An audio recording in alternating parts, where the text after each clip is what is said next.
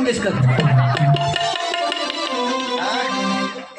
अरे तुझ्यासारखा असा मी चिडणार नाही, हसमुख चेहरा माझा मी कधीच लढणार नाही.